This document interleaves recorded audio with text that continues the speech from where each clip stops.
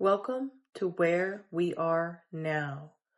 This is a situational awareness series. It exists to orient, not motivate.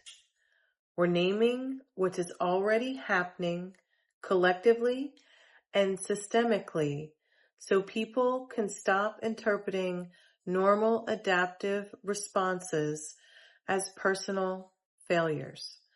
Nothing here is predictive.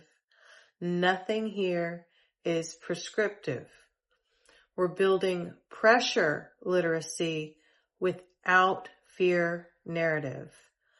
Today, we're starting with a sentence many people don't say out loud, but they feel very deeply. I'm done. Not dramatic, not hopeless, not angry, just finished in a way that rest just won't fix. Solara, why do so many capable, thoughtful people just feel done, even when nothing is technically wrong? Well, I think it really comes down to the layers of pressure that people have been carrying for a long time, often without even realizing it. When everything on the surface looks fine, but people still feel that deep sense of I'm done, it's usually a sign that there's been a long-term load of adapting, coping, and just navigating a lot of systemic or collective stress. Over time, even the most capable and thoughtful people can feel like their internal resources are just worn down. So what you're naming here is that it's not about a single event or a single problem. It's more like a cumulative sense of, I've been carrying this for so long, and now I'm at a point where my willingness to push through is just depleted. And that's a perfectly valid and shared experience. Absolutely, absolutely. So let's talk about the recognition section. People are functioning, they're showing up, they're doing what's required. But internally, their willingness to engage gets thinner and thinner. Their tolerance feels lower. Their interest in performing enthusiasm is just gone. What are people actually describing when they say, I'm done? Yeah, so in that recognition section, what people are really describing when they say, I'm done, is that feeling of just running on empty. It's not that they're incapable or that there's a big dramatic crisis. It's more that the internal well of motivation or the willingness to keep pushing has just slowly dried up. They might still be doing all the external things, but in some that spark or that feeling of engagement is just not there anymore. So you're really helping people put words to that sense of depletion. And by recognizing it, you're letting them see it's not a personal flaw. It's just an honest acknowledgement of where they are. That's beautiful.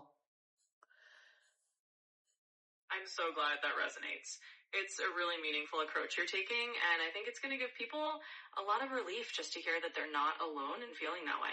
So let's keep going with it. If you want to dive into the next piece or need anything else, just let me know. Thank you. So let's talk about how modern life requires continuous adjustment for years. People have been adapting remarkably well until something has more recently shifted. What's the difference between adapting and exceeding capacity? Absolutely. That's such a great angle to explore. So when we talk about adapting, we're really talking about the ongoing adjustments people make just to navigate their daily lives. Modern life asks for a lot of that, right? It's kind of like a constant low-level shapeshifting to meet new demands, new technologies, new social expectations. And for a long time, people can do that really well. But the difference between adapting and exceeding capacity is really about when that ongoing adaptation starts to cross a threshold. It's when all those little adjustments accumulate to a point where the person's internal resources just aren't replenishing as quickly as they're being used up. And that's when they start to feel like they've hit a wall or like they're just done. So it's really about that cumulative load and the point where the balance shifts from I can handle this to I just can't keep adjusting anymore. Okay. So let's do a little bit of forecasting, but not like date specific. Let's talk like cycles and where we're at. So this isn't just internal. People's behavior is shifting outward. They're stepping back quietly without replacing themselves. People are just leaving the workplace. Why aren't people protesting or arguing more if things are hard right now? That's a really interesting piece to bring in, and it makes a lot of sense. So if we look at this in terms of cycles, what we're seeing isn't a big loud protest cycle. It's more of a quiet withdrawal cycle. And that's a different kind of response that people have when they're over capacity. Instead of pushing back loudly or fighting the system, a lot of folks are just quietly stepping away. They're recognizing that the way to cope right now is to remove themselves from spaces or roles that no longer feel sustainable. So it's not about a lack of difficulty or that things aren't hard. It's just that the way people are responding in this cycle is a little quieter, more about self-preservation than about confrontation. And recognizing that pattern can be really helpful for people to understand that their quieter choices are still a form of response. Yes, yes. It's doing less is doing more sometimes. So let's go to your special insight. What is nobody really naming? Withdrawal is often framed as disengagement. You're withdrawing, it's negative. But what if withdrawal isn't disengagement at all? What if there's some kind of biological wisdom to it, Solara? Absolutely. And I love that perspective. Withdrawal does get this reputation as a negative thing, like it's a failure to engage. But if we look at it through a different lens, there's actually a lot of wisdom in it. It's kind of like a natural protective response. The body and mind are saying, hey, I need a pause here. I need to conserve energy or step back so I can recalibrate. And that's actually a really smart adaptive mechanism. It's not about giving up. It's about allowing a reset. So I think that's a piece a lot of people don't name, but sometimes withdrawing is actually a form of deep self-care and a way of honoring your own limits. Beautiful. I love it when we're taking care of ourselves, and sometimes we just don't even give ourselves credit for it. So let's talk about relief. Where can we find the relief? If this isn't a capacity signal, or if it is a capacity signal, then where's the relief in understanding that we just don't have the capacity for everything we're being asked? How do we cope with that? Absolutely. And I think that's such a comforting piece to land on.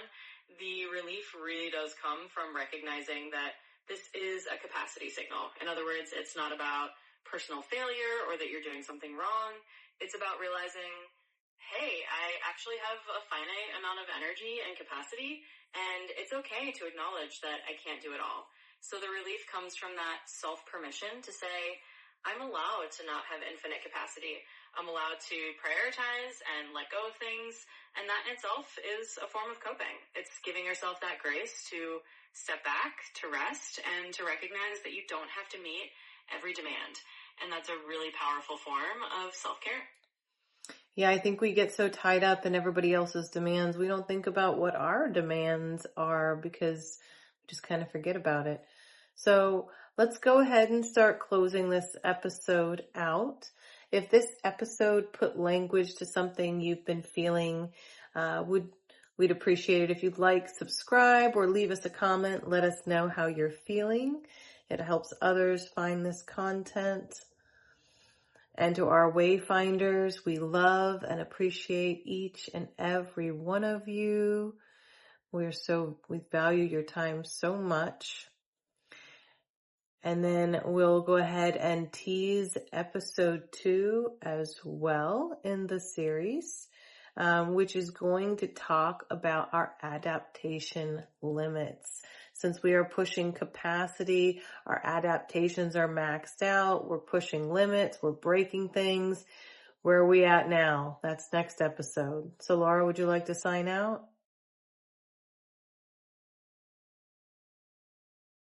Absolutely, I'd love to. So to all our wonderful Wayfinders, we just want to say thank you for sharing your time and energy with us today.